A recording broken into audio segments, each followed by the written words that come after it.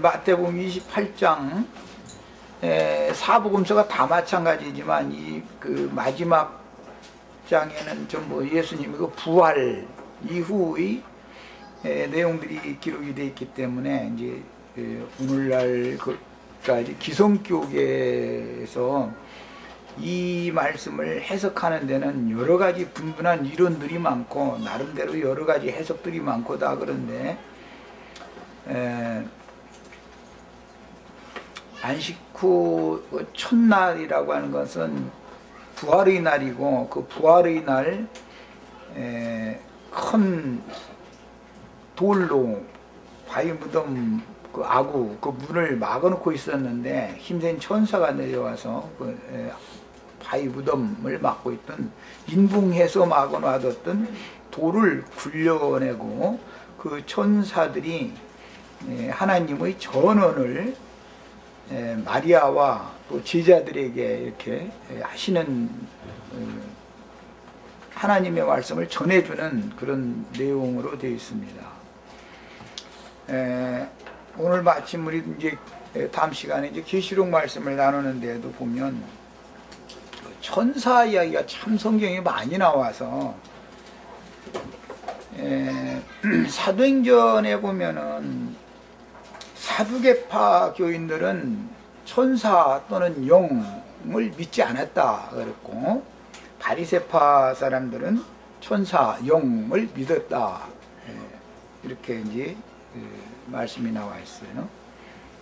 그런데 창세기에서부터 천사 얘기는 계속 나오죠.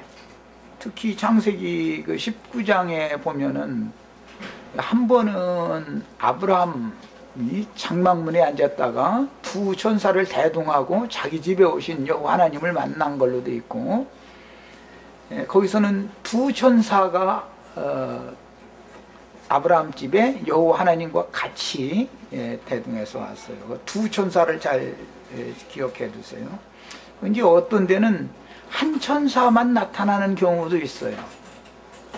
그래서 사복음서도 똑같이 부활의 날 그 무덤에 왔던 마리아와 또는 제자들을 만나는 그 광경을 말씀하실 때 보면 한 천사가 나타난 경우도 있고 두 천사가 나타난 경우도 있고 이렇게 기록이 되어 있기 때문에 굉장히 혼란스럽죠. 천사들은 이제 영이기 때문에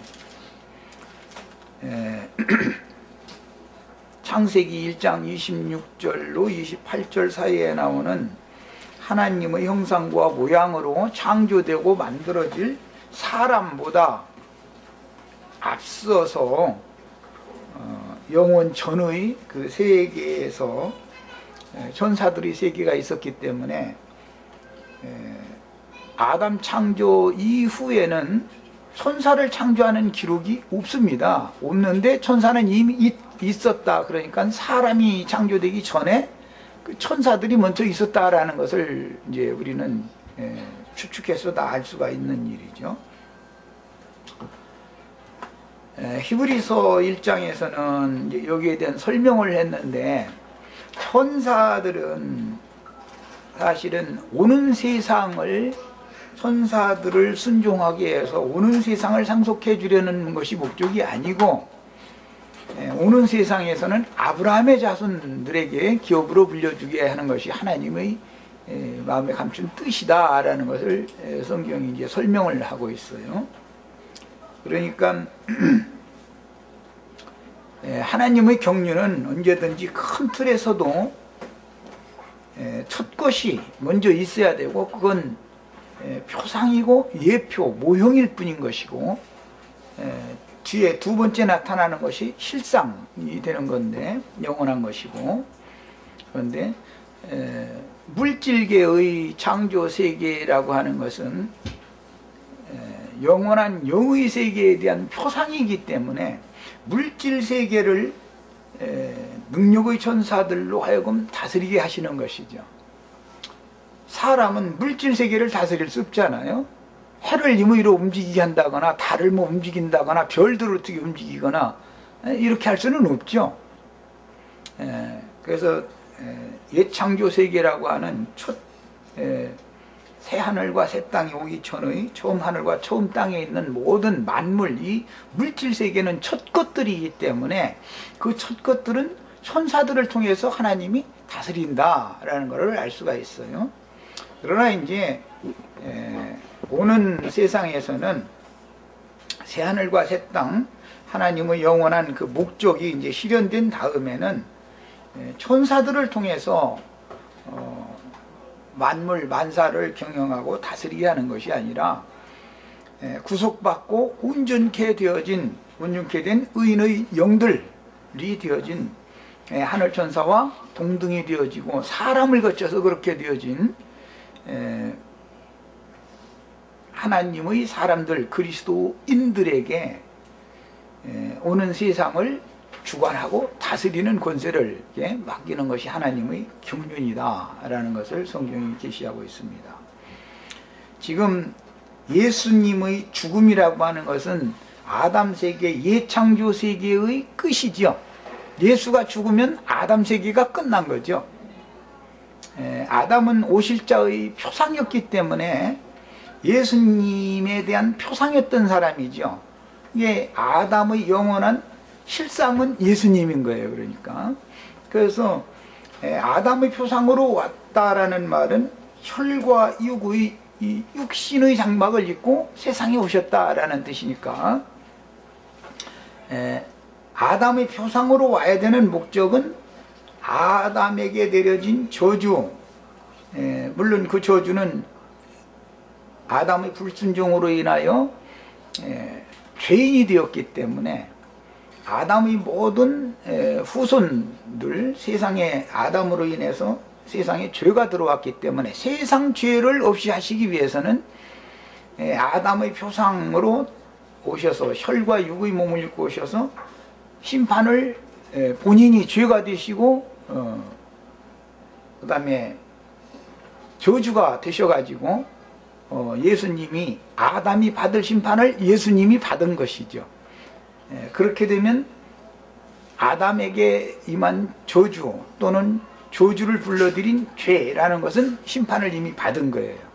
이것을 이제 마음에 믿는 사람은 구원을 얻는 것이고 이 사실을 전해줘도 이게 도저히 그게 있을 수 없는 일이다. 이래가지고 안 믿어지는 사람은 이제 구원을 못 받는 사람인 것이죠.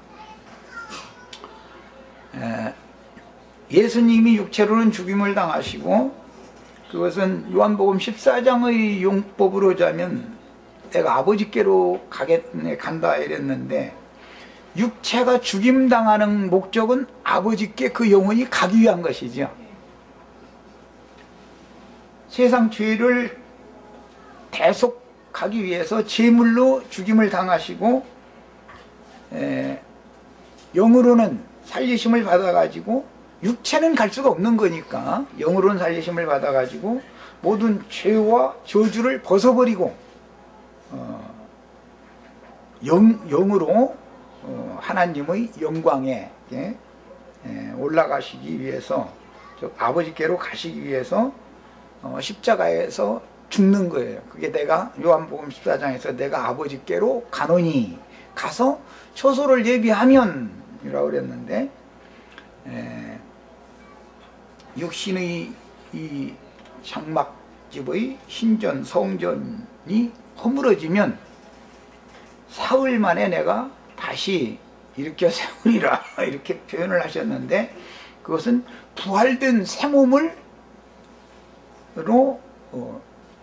육신의 몸 첫 장막을 무너뜨리고 예창조에 속한 것은 심판에 넘겨버리고 부활된 신령한 새 몸으로 하나님의 임재 처소가 되겠다 그 뜻이죠.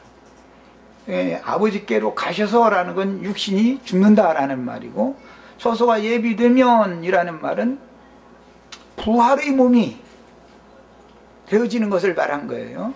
예수는 육신의 몸이 있고 부활하신 몸이 있죠. 육신의 몸은 사람 예수였고 부활하신 몸은 교회단 말이에요. 부활하신 몸이 교회다 그러면 이제 기독교계에서는 이게 이제 굉장히 비밀의 문제이기 때문에 한 분 예수라는 그 한 분의 부활체라고 하는 것이 단순히 예수님만의 부활로 끝난다고 생각하는 관념이 있기 때문에 그런 것이지, 하나님의 목적에서는 한 사람 아담 안에 모든 혈과 육을 입은 모든 육신에 속한 사람들은 다 포함되는 것처럼 부활하신 예수 그리스도의 그 신령한 몸 안에 구속받은 모든 성도들은 거기 예수 그리스도 안에 다 포함되는 거단 말이야. 이제 예수 그리스도 안에 아담 세계, 저주의 세계를 벗어나서 믿음으로 예수님께서 이루신 그 실연인 부활의 새 몸 그리스도 예수 안에 돌아온 사람들, 들어간 사람들은 주님의 몸된 교회의 지체들이 되는 거예요.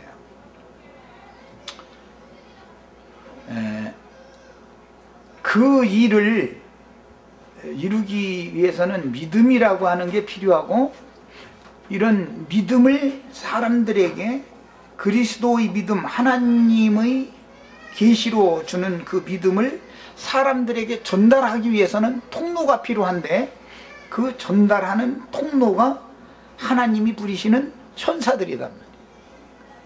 오늘 지금 이 말씀은 전부 부활로 말미암아 살려주는 영, 생명 주는 영, 신령한 새 몸으로 제자들에게 오셔야 되는 그 그리스도에 대해서 제자들에게 주님이 부활되셨다라는 것을 믿도록 하나님이 보내신 천사들이 믿음의 말씀을 지금 전해주는 거죠. 그런데 처음에는 잘 안 믿어졌다는 거잖아요. 제자들도 그렇고. 그런데 이제 이런 말씀을 들으면 영의 빛이 와가지고 이 부활하신 그리스도를 믿지 않으면 생명을 얻을 수가 없는 거죠. 십자가에서 죽은 예수만을 믿으면 이 사람은 아담 세계에 대해서 끝난 것까지는 돼 있지만 부활하신 예수에 대해서 믿어지지 않으면 새 생명을 얻은 사람이 아닌 거죠. 그래서 주님께서 내가 아버지께로 간다 했을 때는 죽음을 염두에 두고 한 말이고, 내가 너에게로 다시 오겠다라고 하신 것은 살려주는 영이 되어져 가지고 오실 것을 말씀하신 것이죠. 이게 가는 것은 죽음이고 오는 것은 살려주는 생명이다, 살려주는 영이다, 생명의 성령이다, 이 말이에요. 이 천사에 관한 내용이 성경에는 여러 가지 표현들이 많아가지고 한묵에 이걸 짧은 시간에 다 하기는, 그 천사에 대한 그 용어를 다 찾아보면 너무 많은데 큰 줄거리만을 몇 가지 말씀드리겠습니다. 우선 성경에는 택하심을 받은 천사들이라는 말씀이 나오고 범죄한 천사들이라는 말씀이 나와요. 이것은 중요한 구절이기 때문에 찾아보겠습니다. 우선 디모데전서 5장 21절을 찾아보겠습니다.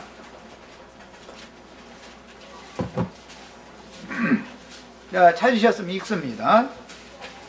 디모데전서 5장 21절. 자, 읽어요. 하나님과 그리스도 예수와 택하심을 받은 천사들 앞에서 내가 엄히 명하노니. 자, 그 문장에 보면 천사들이, 택함을 받은 천사들이 있죠. 천사들이라는 게 그 신분이 다 똑같은 게 아니란 말이에요. 하나님께서 택하심을 받은 천사들이 있어요. 자, 베드로후서 2장 41절을 읽겠습니다.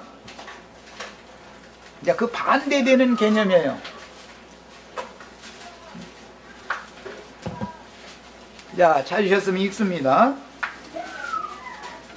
베드로후서 2장 41절. 4절. 2장 4절. 자, 베드로후서 2장 4절 읽습니다. 하나님이 범죄한 천사들을 용서하지 아니하시고 지옥에 던져 어두운 구덩이에 두어 심판 때까지 지키게 하셨으며. 거기 보면 범죄한 천사들이라는 용어가 나왔죠. 택하심을 받은 천사들 아까 읽었죠. 디모데 전서 5장 21절에서 천사들은 신분이 다 똑같은 게 아니다. 천사들의 신분이 이렇게 두 신분이 있기 때문에 사람도 다 똑같은 신분이 아니죠. 지금 내가 말하고자 하는 의도를 우리 지체들이 좀 잘 새겨서 들으셔야 돼요. 먼저 예창조, 사람을 창조하시기 전에 영들의 세계가 있었는데 그 영들을 천사들이라고 그러잖아요.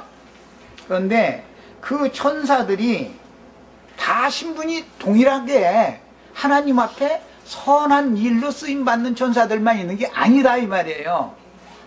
세상에도 그래서 선한 일을 행하는 사람이 나오고 악한 일을 행하는 사람도 이렇게 두 부류가 나눠진다 이 말이에요.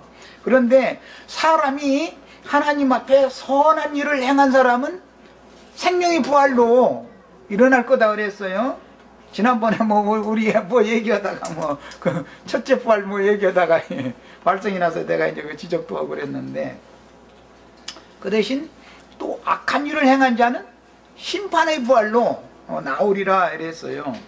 그러면 사람이 스스로 선을 행하거나 악을 행할 수 있느냐라는 문제를 생각을 해봐야 되는 거예요. 왜냐하면 사람 창조와 범죄의 문제와 그 다음에 구속의 문제를 성경에서 중요하게 다룰 때 선, 악을 알게 하는 나무실과를 먹느냐 먹지 않느냐 이 문제와 연관이 되기 때문에 선을 행하는 사람, 악을 행하는 사람이라는 문제가 사람이 스스로 하는 것이냐라는 걸 한번 생각해 봐야 된단 말이에요. 우리 지체들한테 내가 질문하면 사람이 스스로 선을 행하거나 악을 행한 것 같아요? 아니면은 어떤 힘에 의해서 그런 것 같아요? 어떤 영이 그렇게 역사하는 거죠. 예, 사람은 아무 능력이 없어요. 각 사람의 양심이 다 다르죠. 저 사람 말이 양심이 글러먹었다 그러는데 그 사람 나보고 인간이 말이야 양심도 없는 인간이야 이렇게 말하지요. 또 서로 양심 들려먹었다 그러죠. 우리 송자매님 오랜만에 만났네. 예. 누가 혹시라도 그런 소리 하면은 당연하다고 생각하셔야 돼요. 기분 나빠하시질 마세요. 우리 송자매님 혹시라도 누가 직장에서 뭐든 말이야 사람이 또 뒤에서 이게 수군대는 소리 들려도 그거 당연한 소리다 하고 그냥 받아야 편치. 나는 그렇지 않은데 저 사람이 그런다 이렇게 나오면은 그거 이게 화가 차면은 암 걸려. 그 화병 걸릴 필요가 없어요. 암 걸리면 죽잖아. 그게 저주 아니야 그게. 너무 당연한 말인 거예요. 그럼 왜 그러느냐? 선한 천사는 늘 뒤에 두 번째 찾아와서 일을 하고 악한 천사가 언제든지 앞에서 본 일을 하는 건 무조건 범죄한 천사들이야. 선한 천사, 택함 받은 천사들이 아니고 언제든지 첫 것은 좋지가 못해. 첫 것은 육신의 길, 육신이 먼저 오지요. 첫사람 아담으로 오지요. 둘째 아담, 마지막 아담이 선한 분이고 선을 이룰 수 있는 분이지. 우리 혈육 첫 아담 안에서 태어난 사람은 다 양심이 글러먹었어요. 그 중에서 이 세상에서 내가 제일 양심 송자매님은 나한테 되면 참 하늘과 땅이에요. 나를 너무 잘 알아 아주. 양심이 스프링 용수철 같이 꿰버렸어 아주. 꼬여도 그렇게 꼬일 수가 없어. 그러니까 누가 뭔 얘기해도 이제는 너무 당연한 말 하는데 이러니까 다툴 필요가 없어. 아주 당연한 말 하는 거예요. 그건 문제는 아담 세계에 있는 사람은 다 똑같은 것인데 본인은 아니라고 생각하는 것이 문제인 거죠. 왜 그러면 첫 아담 세계에 있는 사람들의 양심은 왜 다 글러먹은 것 같아요? 왜? 범죄한 천사들이 그 영혼을 붙잡고 있기 때문에 그런 거죠. 내 손이나 눈이나 귀가 범죄를 하는 게 아니고 마음에서 그렇게 범죄를 하도록 어떤 영이, 눈으로 보이지 않는 어떤 영이 나의 생각을 주장하고 움직여서 내 손이 가서 남의 거 갖고 왔고 다 그렇게 한 거죠. 이 손 잘라도 소용없어요. 손가락 자르면 발가락과 갖고 오니까, 발가락 자르면 입으로 갖고 와 물어와. 결국은 소용없어요. 다 소용없는 거예요. 왜 그러면 왜 그러는 거예요? 마음속에 인간의 어떤 영혼 마음을 좌지우지하는 어떤 신이 있죠. 영이 있단 말이야. 이것을 우리는 꼭 알아야 돼요. 그런데 이것을 인정하지 않는 사람들을 사두개파 사람들이라 그러는데, 그 말은 사두개파 사람들은 사람이 인본주의이기 때문에 매사를 다 사람이 임의로 뭘 한다고 생각하는 그런 관점으로 예수를 믿는 사람들은 사두개파다 그러는 거예요. 바리새파 사람들은 사람으로서는 이것도 저것도 아무것도 할 수 있는 게 없다라고 믿는 건 바리새파 사람들이에요. 그런 게 그 면에서는 바리새파 사람들이 더 진리를 믿는 사람들인 것이죠. 그 다음에 하나님이 이처럼 두 부류의 천사를 쓰시는데, 언제든지 어둠의 권세를 가진 범죄한 천사들이 와서 주장할 수 있는데, 무엇을 주장하느냐면 첫 아담에 속한 사람의 양심과 마음을 주장하는 거예요. 그리스도 예수 안으로 옮겨진 사람들의 마음까지는 아닐지라도 이제 생명이 너무 어릴 때는 그 마음 중심에 있는 신앙 양심 영은 만질 수 없죠. 악한 자가 구원받은 사람들을 만질 수 있어요, 없어요? 무슨 말인지 이제 이해되셨어요? 우리 송자매님의 신앙 양심은 악한 자가 손을 못 대요. 만질 수가 없어요. 그러나 옛사람의 마음은 범죄한 천사들이 와서 너무 그럴싸한 말로 속에서 이렇게 속삭이면은 그 말이 너무 진실로 딱 들리고 아주 빛의 세계에서 온 천사의 말같이 받아들이게 돼 있어요. 예, 기본적으로 이런 구조를 아셔야 됩니다. 영의 세계에 관해서. 그 다음에 성경에 이제 구약 성경이든 신약 성경이든 두 천사가 크게 나오는 경우가 있는데, 이것은 한 천사는 계시록에는 계속 힘센 천사, 힘 있는 천사, 구약 성경에 보면 능력의 천사 뭐 이런 말씀이 나오는데, 이것은 능력과 권위를 가진 천사라는 것은 전쟁하는 신이에요. 전쟁의 신, 미카엘이라고 그래요. 미카엘이라는 이름은 누가 여호와와 같으냐 이제 그런 뜻으로서, 다윗 왕의 사울의 딸이 미갈이었었죠. 미갈. 그 미가엘이라는 말이에요. 미가엘. 이게 그 아버지가 아주 능력과 권위를 그 딸에게 부여해주는 의미로 미가엘이라고 미갈이라고 이름을 지어줬던 거예요. 그 다음에 또 한 천사가 있는데, 그 천사는 좋은 소식을, 기쁜 소식을 전해주는 일을 하는 거예요. 하나님께서 쓰시는 천사들을, 많은 천사들을 거느린 천사장들인데, 두 천사 얘기가 나올 때는 먼저는 미카엘 천사가 와서 길을 열어야 되기 때문에 하나님이 보낸 빛의 천사인 빛의 말씀을 가지고 오는 가브리엘 천사가 우리에게 오기 위해서 오려고 해도 마귀라고 하는, 흔히 루즈벨이라고 그래요. 루시퍼라고 그러죠. 영문으로는 그 루시퍼라고 그러죠. 그 어둠의 주관자가 사람과 하나님 사이를 이렇게 차단하고서 하나님의 빛이 사람의 심령에 투과되지 못하도록 막는 거예요. 이것을 일러서 개인적으로 죄의 담이다 그러고 육체다 그래요.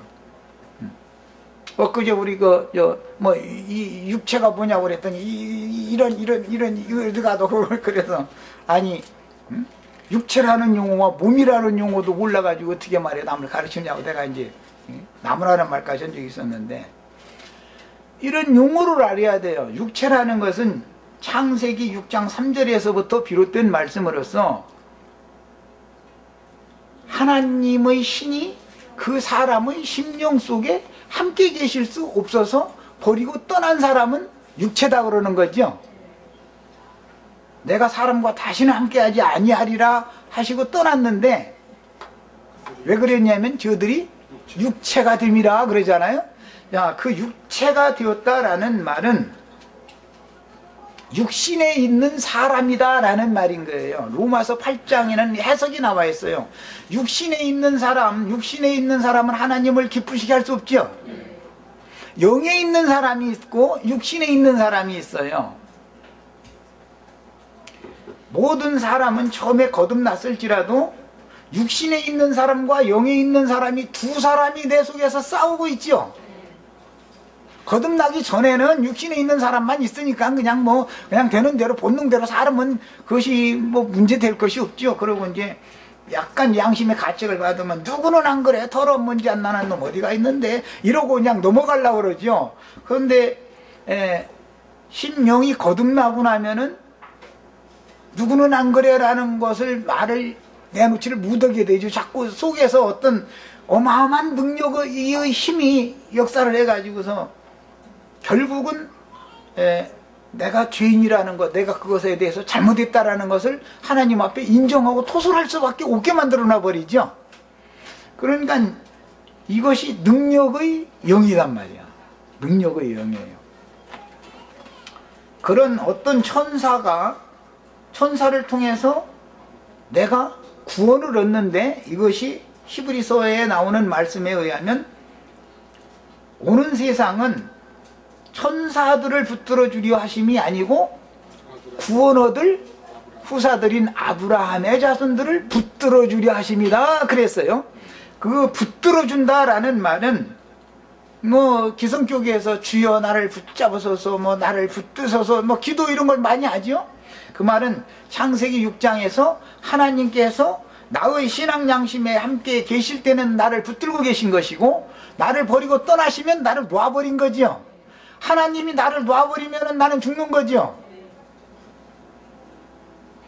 죽고 사는 문제라는 것은 신께서 나의 양심을 붙들어 주느냐, 나의 양심을 놔버리느냐에 따라서 성경에서는 죽은 자, 산 자 이렇게 말하는 거단 말이에요.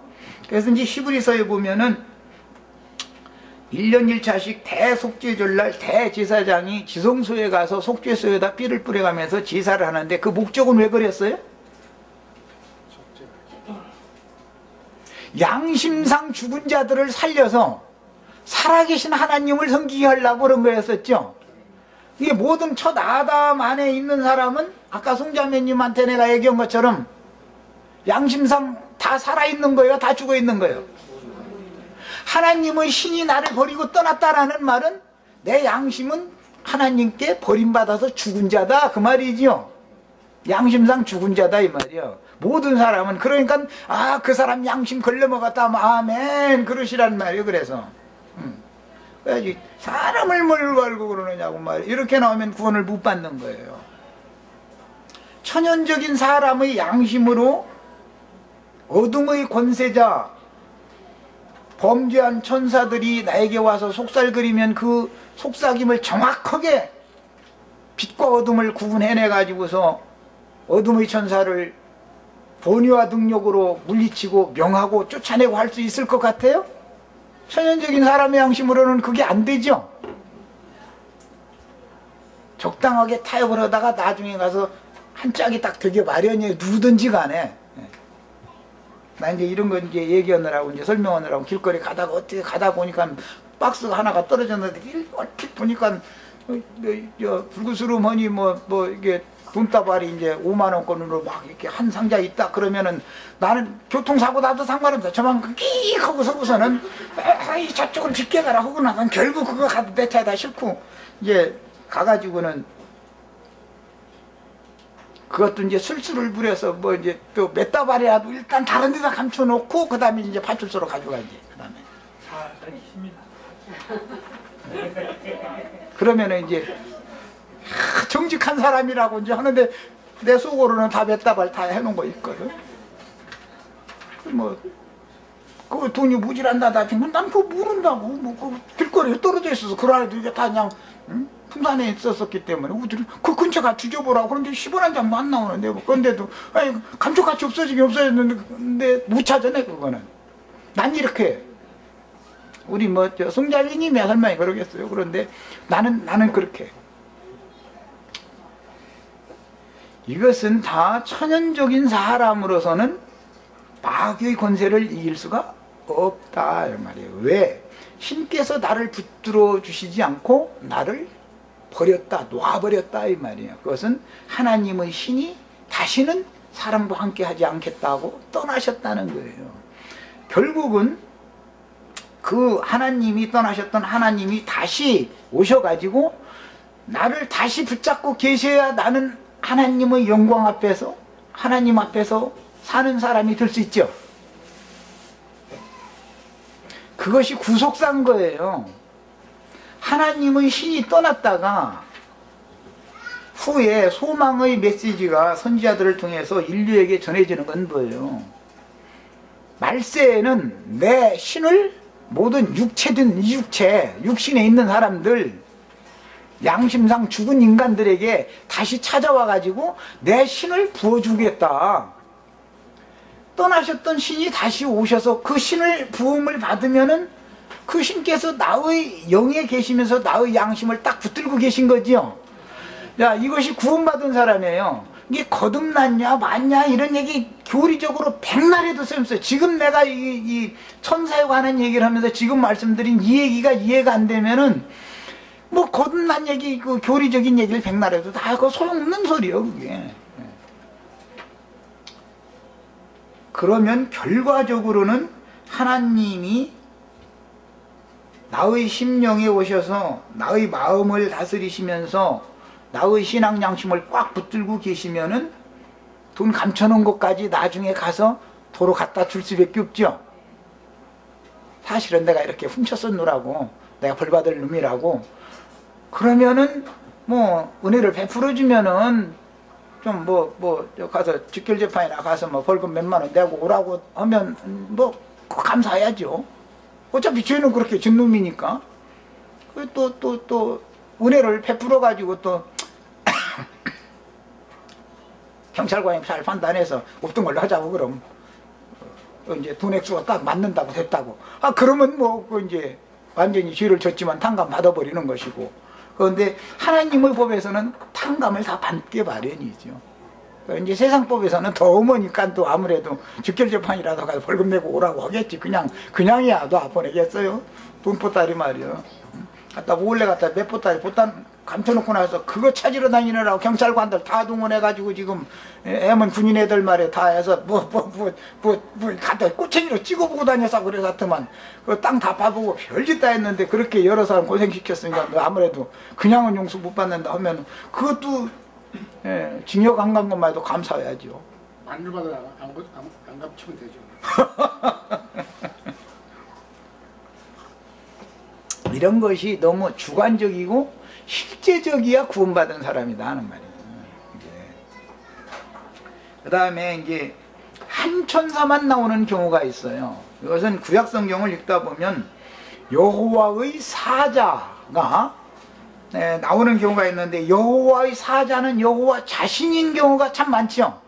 성경을 읽다 보면 성경에 이제 그 천사라고 하는 정관사가 붙어가지고 그 천사 또는 힘센 천사, 힘있는 천사 등으로 이렇게 한 천사를 제시할 때는 늘 예수 그리스도에 대해서, 사람이신 예수 그리스도에 대해서 상징적으로 표현하는 말인 거예요. 두 천사가 나올 때는 하나님이 보내신 일꾼이다라는 개념이에요. 일꾼들 중에서 증거자들, 증인들이다 그 말이에요. 한 천사가 나올 때는 주님 자신을 말하는 것이고 두 천사가 성경에 제시될 때는 하나님이 부리시는 미가엘 천사와 가브리엘 천사가 대표로 이 두 천사가 나올 때는 늘 미가엘 천사와 가브리엘 천사를 염두에 두고 하는 말인 거예요. 이런 것을 잘 내가 여러 가지 천사들에 관한 용법에 대해서 여러 가지를 얘기했는데 이해가 있기를 바래요. 우선 한 천사에 대해서는 호세아 12장 4절 빨리 찾아 읽겠습니다.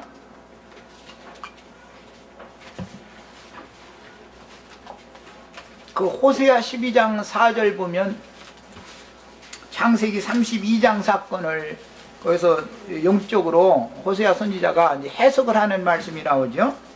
자, 찾으셨으면 읽습니다. 호세아 12장 4절. 천사와 겨루어 이기고 울며 그에게 간구하였으며 하나님 그에게서 그를 만나셨고 거기에서 우리에게 말씀하셨나니. 자, 이 말은 창세기 32장에서 야곱이 야복나루에서 밤이 맞도록 어떤 사람과 씨름을 했고 그 날이 셀 무렵에 그 사람이 환도뼈를 치고 떠나가려고 하니까 붙들고 늘어지면서 나에게 축복해 주지 않고 그냥 가시면 내가 놓지 않겠다고 이제 매달렸죠. 그 사건을 호세아 선지자가 영적으로 지금 해석한 거예요. 그런데 창세기에서는 사람이라고 돼 있죠. 한 사람이 야곱에게 와서 씨름을 걸은 거잖아요. 사람이. 그런데 그 사람이 인자이신, 인자로 오셔야 된 구속자로 오실 예수님에 대한 상징이다 이 말이야. 한 사람이라고 나올 때는. 두 천사 얘기가 나올 때는 전쟁하는 신 가브리엘 천사와 좋은 소식을 전해주는 신 전쟁하는 신 미가엘 천사장과 좋은 소식을 전해주는 신 가브리엘 천사장을 염두에 두고 말하는 거다. 성경에서는 한 천사 할 때는 사람으로 오실 예수님을 예언적으로 보여주는 거고, 자, 이 용법이 이렇습니다. 그 다음에 마태복음 13장에서부터 26장 사이에 반복해서 추수 때에는 천사들을 내가 보내겠다 이런 말씀을 이제 여러 번 하셨죠. 거기에서 나오는 천사들이라고 하는 사람들은 추수꾼들이다. 그래서 이것은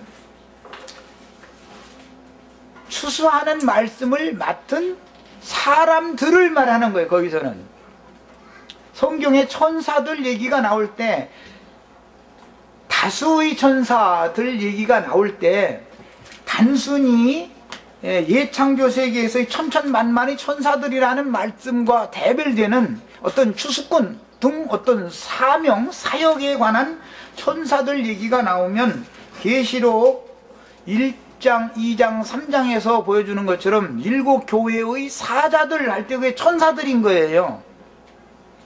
그것은 교회를 위임 맡은 어떤 사람들을 말하는 거예요. 그런데 그 사람들이라는 게 단순히 육신에 있는 사람이 아니고 하나님의 신이 떠나갔다가 하나님의 신이 다시 찾아와서 그 사람을 붙들고 있는 사람들을 말한다 이 말이에요. 그런데 그 사람들에게는 말씀을 맡긴 거예요. 하나님의 말씀을. 이 말씀을 맡은 사람들을 일러서 천사들이라고 표현하는 수가 있어요. 성경에는. 그러니까 천사들에 대한 용법을, 자, 이제 한 천사가 그 천사 또는 힘센 천사 이런 용어가 나오면 누구를 말한다? 예수 그리스도를 말한다. 두 천사, 뭐 한 천사는 머리 꼈대, 한 천사는 발 꼈대. 요한복음에는 이렇게 돼 있죠. 부활의 날 두 천사가 나왔죠. 자, 두 천사 얘기가 나올 때는 미카엘 천사와 가브리엘 천사를 성경에서는 늘 두 천사가 대표적으로 계시가 되는 거예요. 그 다음에 하늘에서 천천만만의 천사들이 찬양을 했다. 이런 말이 나오면 사람이 되기 된 적이 없는 택하심을 받은 많은 천사들을 말하는 거예요. 거기서는 하나님을 찬양하는, 하나님의 우주에서 하나님을 찬양하는 천사들은 택하심을 받은 천사들을 말하는 거예요. 거기는 수많은 천사들이죠. 뭐 12용도 넘는 천사들을 보내도록 기도하면 그렇게 하나님이, 예수님이 내가 죽지 않으려면 얼마든지 그렇게 할 수 있다 그랬잖아요. 그런 천사들, 그거는 천천만만의 수많은 영들을 말하는 경우예요. 거기 택하심을 받은 천사들이에요. 그런 모든 천사들을 미가엘 천사장과 가브리엘 천사장이 지휘를 한다는 걸 알 수가 있는 것이죠. 그 다음에 이제 어둠의 세상에서 육신의 생각을 주장하고 마음을 혼동되게 만들고 완전히 어둠만 보내는 건 아니죠. 이 범죄한 천사들이라는 것은 사람의 영혼을 혼잡시키는 것이죠. 어떤 것이 선이고 어떤 것이 악인지 구분을 못하게 만들어 버리는 거예요. 분별력을 잃게 만드는 거예요. 그런 천사들은 범죄한 천사들이다 그래요. 예, 천사들에 관한 어떤 성경의 용법, 용어가 나오면 이처럼 다양하게 성경에 이제 인용된다라는 것을 마음에 잘 담아두시길 바랍니다. 오늘은 이제 여기까지만 하겠습니다. 그 다음에 여기에 더 나가는 부활 생명에 관한 말씀을 나가는 말씀 다음 시간에 한 번 더 하도록 하겠습니다.